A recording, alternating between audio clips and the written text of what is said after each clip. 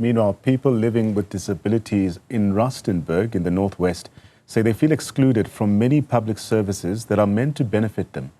Others with their hearing impairments say they face challenges when visiting clinics and police stations in the area, as they are unable to communicate with public officials due to a lack of sign language interpreters.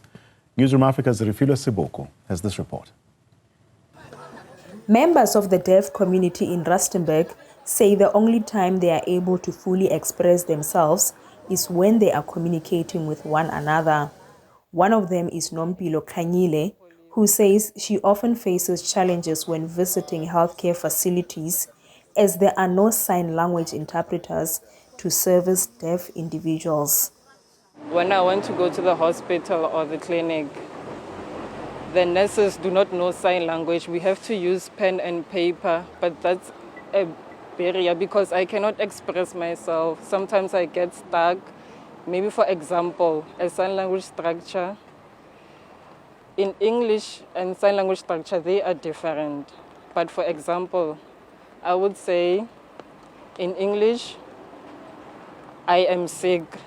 But then in sign language structure, sick me. So, for example, if I write that on paper and I want to explain to the nurse that I have a running stomach or I don't know what happened, it's very difficult to explain. For the blind and visually impaired people, lack of communication devices like document readers is a concern. Visiting public offices is really a challenge.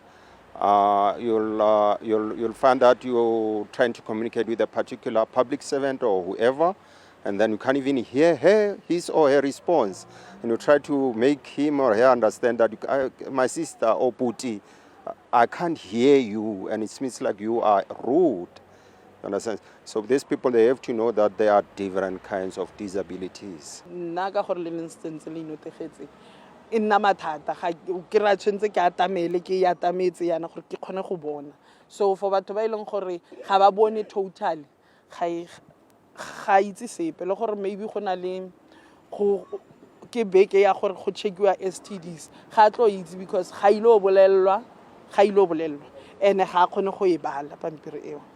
Accessing public transportation is often a challenge for Tshepang Masibi, who is using a wheelchair.